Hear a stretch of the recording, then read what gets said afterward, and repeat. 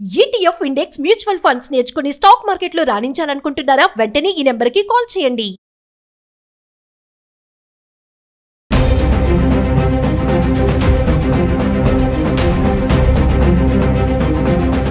Hi viewers, India's largest digital media networks one టీవీకి స్వాగతం. ప్రస్తుతం మనతో ఉన్నారు public speaker and advocate Ushasri. నమస్తే ఉష. నమస్తే. ఇప్పుడు హైదరాబాద్ లో జీడిమెట్లలో ఈ రోజు జరిగిన సంఘటన గురించి, అతి దారుణమైన సంఘటన.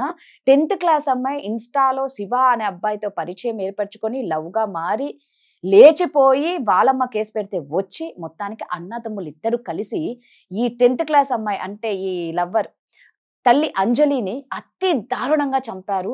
సినిమాలో చూపించినట్టే ఆ అమ్మాయి, ఒక 10th క్లాస్ అమ్మాయి ఇంత దారుణానికి ఒడిగొట్టింది అంటే నిజంగా అసలు ఎంత దరిద్రంగా ఉందో చెప్పుకోనికి. చదువుకోవాల్సిన పిల్లలు, 10th క్లాస్ పిల్లలు, వాళ్ళ మైండ్ ఎంత క్రిమినల్ గా ఒక క్రైమ్ ని మైండ్ లో పెట్టుకున్నారు అని అనిపిస్తుంది. ఈ కేసు ఏంటంటే రాధా, అంటే ఎందుకు చంపాల్సి వచ్చింది అనేది నాకే చాలా గగ్గురుపాటుగా ఉంది. ఇప్పుడు అసలు ఏంటంటే నాకు కళ్ళ మీద నీళ్ళు వస్తుంది. పాపం ఆడు చచ్చిపోకుండా చేతులు కట్టుకుండి, చిన్నపిల్ల వచ్చి చూస్తే అమ్మ చేతులు కట్టుకుంటుంది, ఇలా కొట్టుకుంటుంది అంటే నువ్వు అసలు ఇక్కడ ఉండొద్దు అని చెప్పి ఆవిడ వాయిస్ రావట్లేదంట. ఆ పిల్ల ఇంకా బతికేదేమో, వాళ్ళ అమ్మగారు బతికే వాళ్ళేమో.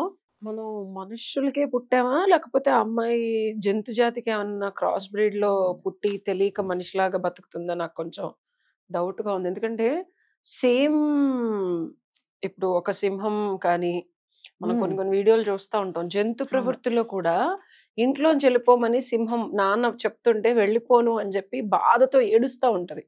తల్లి కూడా సింహం ఏడుస్తూ ఉంటది. చూస్తూ ఉంటాం మనం. ఓకే, ఎందుకంటే మనం కొంచెం ఇవి చూస్తూ చిన్నప్పటి నుంచి మనకు నేషనల్ జియోగ్రఫిక్ ఛానల్లో, సో ఇంట్లోంచి వెళ్ళిపోవడానికి నీ మంచి కోసం వెళ్ళిపోమన్నా జంతువులే వెళ్ళిపో, తల్లిని వదిలేసి తండ్రిని వదిలేసి. పక్షులు కూడా ఏదో ఒక టైం వచ్చినప్పుడు వెళ్ళిపోమని గూడు చెప్తుంటే బాధాకరంగా రోధిస్తూ ఉంటాయి జంతువులు. సో తల్లిదండ్రుల రిలేషన్షిప్ అనేది రాదా అసలు ఇప్పటికీ ఇంకా మనం ఈ సంస్కృతిలో మనం ఒక కర్మభూమిలో ఉన్నామంటే తల్లి భగవంతుడితో సమానం అనే ఒక ప్రవృత్తిలో మనం బతుకుతున్నాం.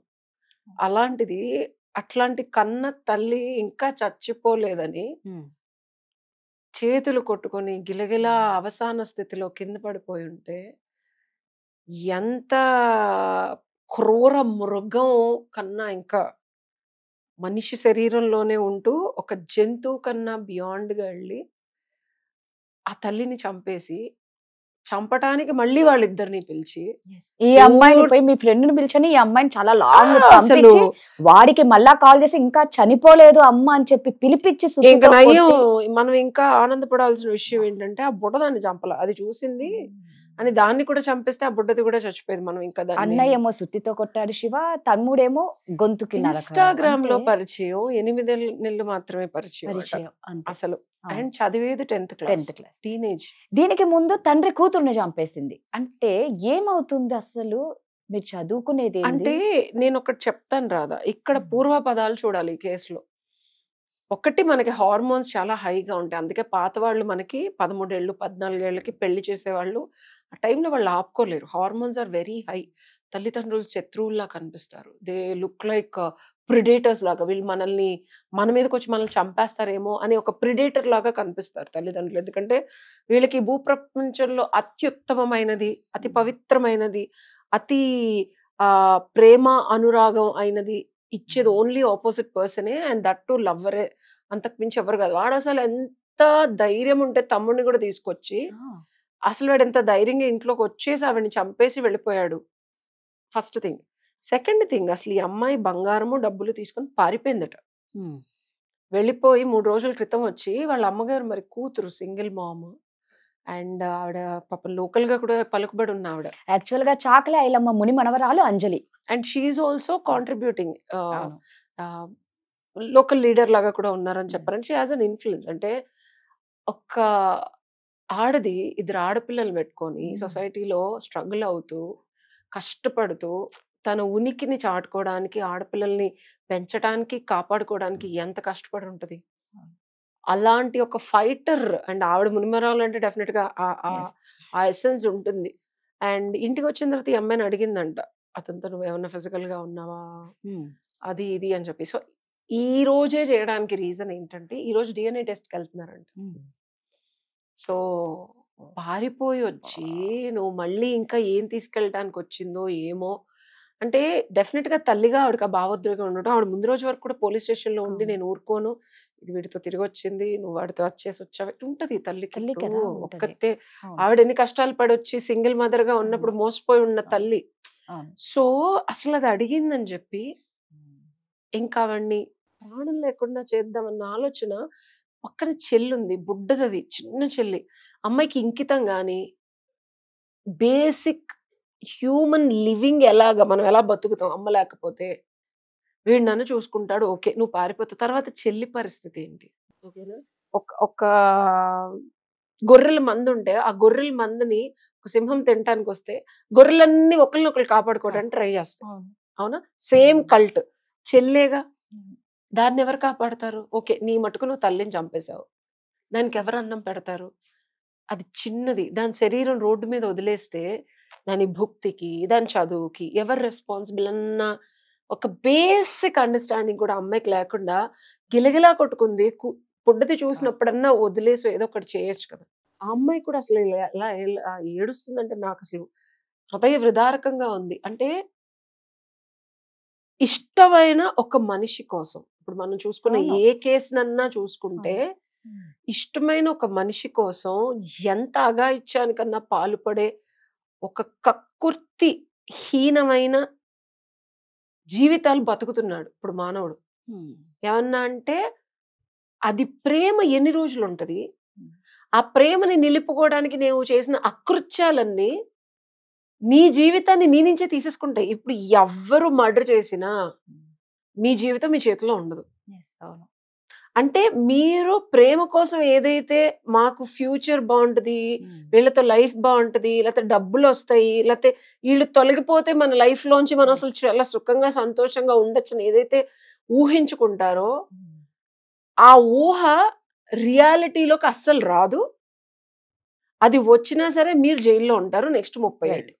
కరెక్ట్. ఎవరైనా ఒక్కసారి ఈ ఆలోచన చేసే ముందు నెక్స్ట్ 30 ఏళ్ళు మీ జీవితం మీ చేతిలో ఉండదు. చెప్పకూడదు తింటూ అసహనంగా మీ బట్టలు మీరు దరిద్రమైన ప్లేస్ లో యూరిన్కి వెళ్తూ ఉంటూ రెస్ట్ ఆఫ్ ద 30 ఏళ్ళు జైల్లో ఉండాలి. మీకు బెయిల్ కూడా రాదు. వచ్చిన మిమ్మల్ని జనజీవన స్రవంతిలో వదలరు. ఎందుకంటే మీరు సొసైటీకి ఒక మర్డర్ చేశారంటే సొసైటీకి హార్మ్ఫుల్ పీపుల్. మీరు ఏదో అనుకోవచ్చు బెయిల్స్ మీద వచ్చేసి మేము ప్రశాంతంగా మళ్ళీ బతకచ్చని, అదొక అపోహ మాత్రమే. ఎందుకంటే ఇప్పుడు లీగల్ సిస్టమ్ ప్రూఫ్స్ చాలా చాలా చాలా స్ట్రాంగ్ గా ఉన్నాయి. అండ్ ఇన్ని మర్డర్స్ జరుగుతున్నాయి అంటే నెక్స్ట్ లెవెల్లో supreme court will come up with judgement where there will be very strict punishments. Don't you think like society is upgrading itself? ఏ టెక్నాలజీ అప్గ్రేడ్ అయినప్పుడు లా కూడా మిమ్మల్ని అసలు వదలదు. కలి ఎలా కాటేస్తుంది అంటే ఒక్కొక్క క్షణం బతకడానికి కూడా బాత్రూమ్లకు వెళ్ళగాలి మీరు వెళ్ళి జైల్లో. ఓకే, అన్నం వండాలి, అరగంట కూర్చోడానికి ఉండదు. బాయ్ ఫ్రెండ్ తో అందమైన జీవితం ఊహించుకున్న నీకు బాయ్ ఫ్రెండ్ కాదు కదా, శరీరం కాలిపోతుంది ముసలిదానివి, అక్కడే పడి ఉంటావు. ఇవి ఆలోచించుకోవాలి ముందు.